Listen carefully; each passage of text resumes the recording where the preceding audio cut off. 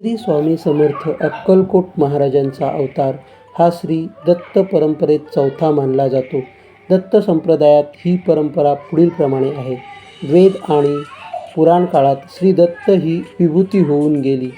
अग्नी ऋषी आणि अनुसया यांचा पुत्र म्हणजे श्री दत्तगुरू हे होत. ऐतिहासिक दृष्टीने पाहता दत्त परंपरेतील पहिले सत्पुरुष म्हणजे श्रीपाद श्रीवल्लभ होत. पूर्वीकडील प्रांतात पिठापूर येथे 14व्या शतकात यांचा जन्म झाला. त्यांनी आपला अवतार संपविताना पुन्हा भेटेन असे अभिवचन भक्तांना दिले आणि त्याचप्रमाणे तेच पुढे नृसिंह सरस्वती या नावाने कारंजा नगर येथील कारंजा वराट जन्मास आले. त्यांच्या अवतार कार्याचा कालावधी इसवी सन 1378 ते 1458 हा आहे. त्यांनी गाणगापूर येथे श्रीपाद श्रीवल्लभांच्या पादुकांची स्थापना केली. इसवी सन 1457च्या सुमारास ते श्रीशैल यात्रेच्या वेळी कर्दळी वनातून गुप्त झाले आणि त्यानंतर सुमारे 300 वर्षांनी कर्दळी वनातून ते पुन्हा प्रकट झाले. तेच स्वामी समर्थ अक्कलकोट महाराज होत. ऐतिहासिकदृष्ट्या ते तिसरे सत्पुरुष असून दत्ताच्या विभुत्वाचा ते चौथा अवतार मानले जातात.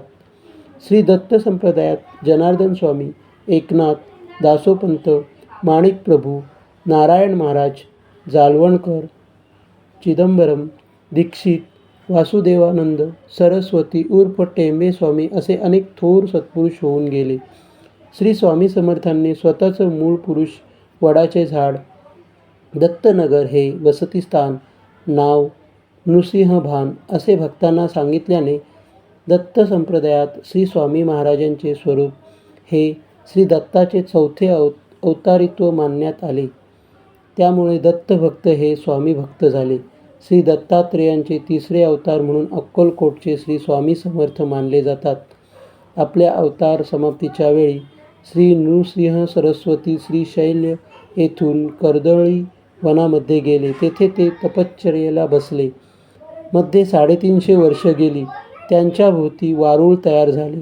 एके दिवशी एक लाकूड तोडताना त्यांचा घाव चुकला आणि तो वारुळावर पडला. त्या वारुळातून श्री स्वामी समर्थ प्रकट झाले असे सांगितले जाते. लाकडे तोडताना कुऱ्हाडीचा घाव वारुळावर बसला व तो श्री स्वामी समर्थांच्या मांडीवर लागून श्री स्वामी समर्थ समाधीतून जागे झाले. तो कुऱ्हाडीचा वाळ त्यांच्या मांडीवर स्पष्ट दिसत आहे. श्री स्वामी समर्थ तिथून श्री काशी क्षेत्र प्रकट झाले. तेथून गंगाकाठाने कलकत्ता जगन्नाथपुरी मार्गाने गोदावरी तीरावर आले. प्रथम श्री स्वामी समर्थ मंगळवेढे ग्रामी प्रकट झाले. ते रानात वास्तव्य करीत. क्वचित गावात एक ब्राह्मण कुटुंब होते. ते श्री स्वामी समर्थ महाराज गावात आले की भोजन देत. मंगळवेढे येथील वास्तव्यानंतर श्री स्वामी समर्थ पंढरपूर, मोहोळ, सोलापूर या ठिकाणी वास्तव्य करून श्री अक्कलकोट येथे आले. त्यावेळी 3 दिवस स्वामींनी अन्न ग्रहण केले नव्हते. चोळप्पा यांनी स्वामींना आपल्या घरी नेले व त्यांना भोजन दिले. त्यावेळेपासून श्री चोळप्पा स्वामींचे एकनिष्ठ शिष्य झाले. चोळप्पांच्या घरातील मंडळी त्यांना एक वेडा घरात आणून ठेवला आहे असे म्हणत.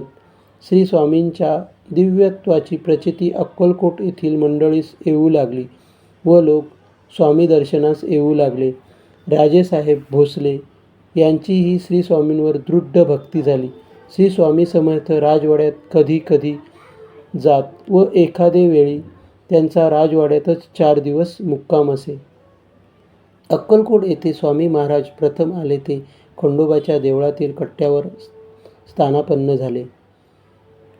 तेथून पुढे वटवृक्षाखाली येऊन त्यांनी तपसाधना केली. बालोत्मन्नती पिशाच्च वृत्तीचे ते सिद्ध पुरुष होते. आपल्या वास्तव्यात त्यांनी अनेक विधी चमत्कार केले. राजापासून रंकापर्यंत अनेकांवर प्रेमाचा वर्षाव केला.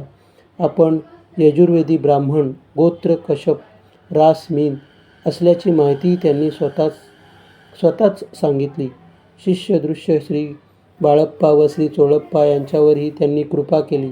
श्री स्वामी समर्थांची कांती दिव्य तेजपुंज होती. शरीराचा वर्ण गोरा होता.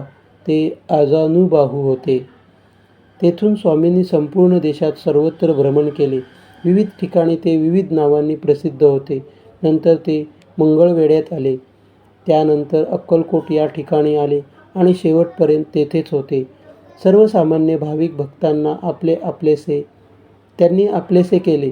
सर्व जातीपातीचे, बहुजन समाजाचे, धर्माचे लोक त्यांच्या भोवती गोळा झाले. त्यांचे बाह्य आचरण काही वेळा बालक भावाचे तर काही वेळा अतिशय रुद्र असे होते. त्यांनी अनेकांचा अहंकार दूर केला, अनेकांना सन्मार्गाने लावले. त्यांचा जसा अधिकार त्याप्रमाणे त्यांच्यावर कृपा केली. निर्भीडता, स्पष्टवक्तेपणा आणि आत्मीयता यामुळे लाखो भक्तांना त्यांनी आपलेसे केले. त्यांच्या कार्यकाळात देशात इंग्रजांचा अंमल होता. इंग्रज शासनाच्या वरवंट्यामध्ये जनता भरडत होती. तिचा आत्मसन्मान त्यांनी जागृत केला. त्यांच्या भक्तांमध्ये हिंदूंप्रमाणेच मुसलमान, ख्रिश्चन इत्यादी धर्माचे लोकही सामील होते. त्यांच्या भोवती मोठा शिष्य परिवार तयार झाला होता. प्रत्येक शिष्याला त्यांनी त्यांच्या क्षमतेनुसार कार्य दिले आणि परंपरेची पताका दिली. स्वामी समर्थांच्या विविध शिष्याद्वारे श्री स्वामी समर्थ परंपरेचा विस्तार फार मोठ्या प्रमाणावर झालेला आहे. यातील प्रमुख शिष्य कोल्हापूरचे कुंभार स्वामी, पुण्याचे बिडकर महाराज, मुंबईत श्रीनाथ महाराज, आळंदीचे श्री नृसिंह सरस्वती, श्री शंकर महाराज, श्री वामन बुवा, श्री गुलाबराव महाराज, श्री केळकर बुवा, श्री स्वामीसूत, श्री आनंद भारती, श्री गजानन महाराज, श्री मोरेदादा, श्री आनंदनाथ महाराज हे आहेत. या शिष्यांनी विविध ठिकाणी श्री स्वामी समर्थांचे मठ स्थापन केले आहेत. तसेच श्री स्वामी समर्थ मंदिरे आहेत आणि सेवा केंद्र सुरू केली आहेत. श्री स्वामी समर्थांच्या अवताराविषयीची हकीकत त्यांनी अनेक चरित्रकारांनी वर्णली आहे. स्वामी समर्थांबद्दल आणखी काही आपल्याला जाणून घ्यायचे असेल तर माझ्या चॅनलला सबस्क्राईब करा, बेल आयकॉन अवश्य दाबा आणि आवडल्यास लाईक करायला, शेअर करायला आणि कॉमेंट करायला विसरू नका. धन्यवाद.